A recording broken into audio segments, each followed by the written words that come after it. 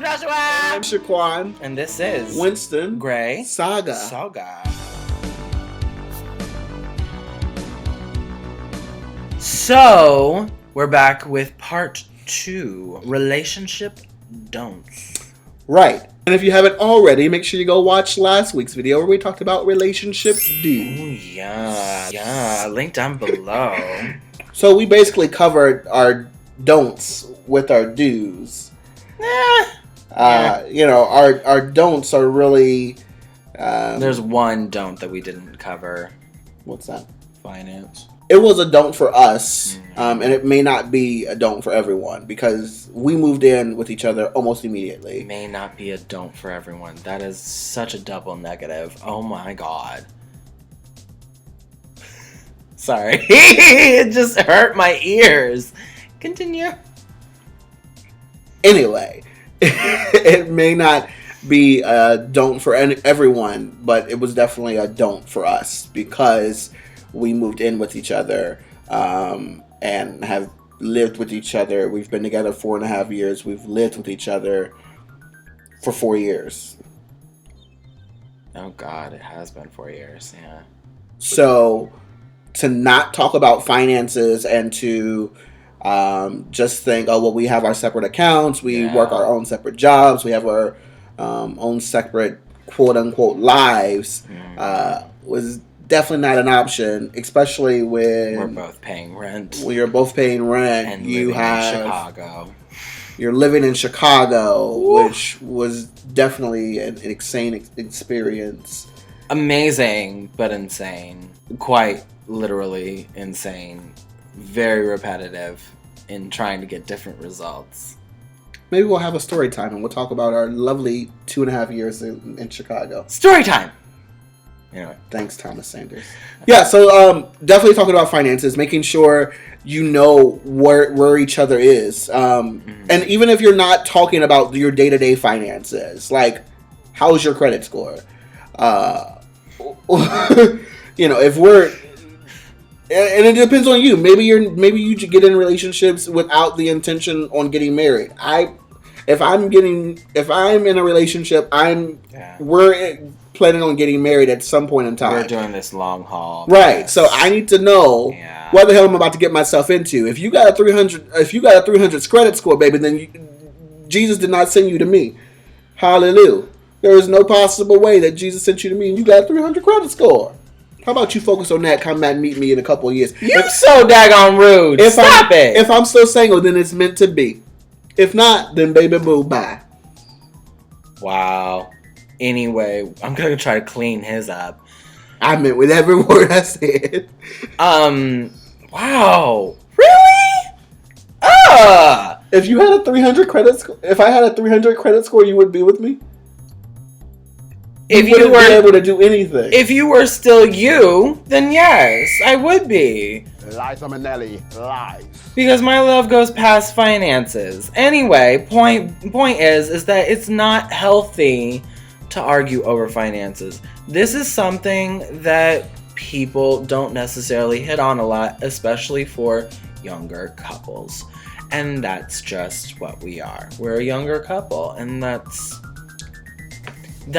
has been a very, very large obstacle for us at a lot of different turning points. And so for us not to argue over finances a lot of times was very difficult because we had a lot of big aspirations and a lot of big things to do, and we were living in a very expensive city. And we come from 2 different backgrounds, so extremely different. So the way we look at finances is completely different ways, right? Yeah, and especially just. But it goes back to the 150%. Yes. And meeting each other where you are completely. Which in that scenario was and sometimes still has its moments where it is a serious issue for us. Especially now that we're back, especially now that we're in better place financially and we're able to do more, and there's more funds to use sparingly, but there still has to obviously be a cutoff point and a budget, and you still have to communicate You can't just look at the budget at the end of the month and say, well, where the hell is $3,000? You want to see me blow my head off? Why the hell is $3,000 missing from the budget? Well, I thought we would pay for that cruise in one lump sum. You working as a cabana boy while we're there? Don't give me that look. Anyway. You gotta do what's necessary. Girl, bye. Get out of my face. Anyway, so our last don't that we wanted to hit on was gaslighting. Yeah. This is a very interesting term. And it's just a very different way of communication that is not necessarily well, no, it's not necessarily. It's just not functional. But the difficult thing about gaslighting is that 9.9 times out of 10, at least one of you you're going to do it. Yeah. It's going to happen. And 80% of that time, it's not even intentional. Right. It's not even intentional.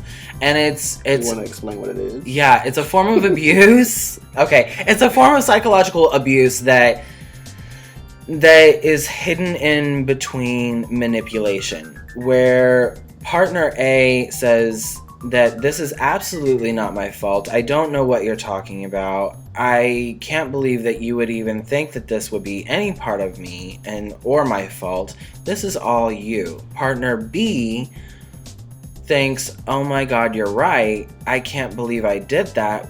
It must be me. Usually the term is used to be used only in cases of abusive relationships. Like domestic abuse. Right, where there's a partner who is abusing the other partner and then making the other partner feel like it's their fault, like it's your fault that I'm beating you. But instead of it's manipulation. Exactly. Instead of it being a physical altercation, it is very much a psychological battlefield. And when it comes to any relationship, especially a romantic relationship, gaslighting is so dangerous. So I would insist on everyone going down, and we'll put the link below, to go ahead and just do a little bit of research. That way everyone understands it in its complete entirety. At the very end of the day, it's very, very damaging, and it goes to a point of not even cutting only the throat, but every other, like cutting into every other valid organ. That's really truly what it feels like. It's very detrimental to your relationship. Extremely. And to a person's self-confidence and self-esteem. Right.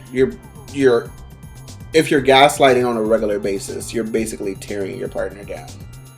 And at an enormous rate. And your relationship, 9 times out of 10, will not work because it's extremely unhealthy.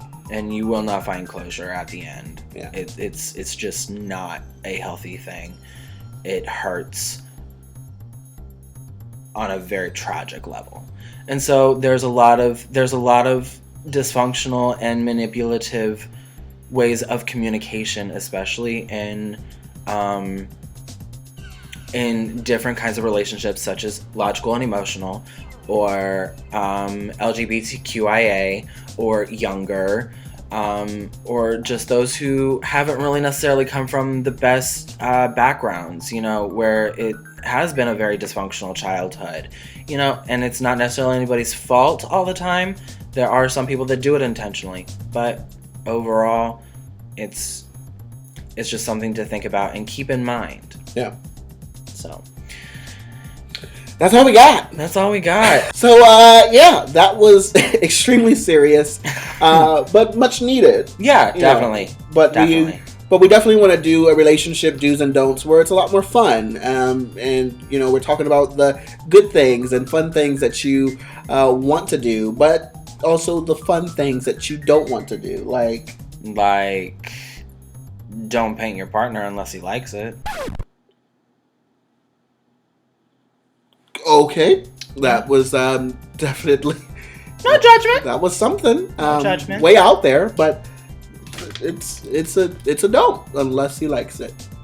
So that was our relationship do's and don'ts. We hope you enjoyed it. If you did, make sure you like, comment, and subscribe. Let us know what are some of your do's and don'ts in relationships. And let us know what are some of the things that you wanted to see us do on some of these more serious days where we just want to sit and have conversation. Yeah. Make sure to check us out on Instagram and Twitter at WinstonGraySaga. Make sure to follow us. Links are down below. We'll see you next time. One love. One life. Bye.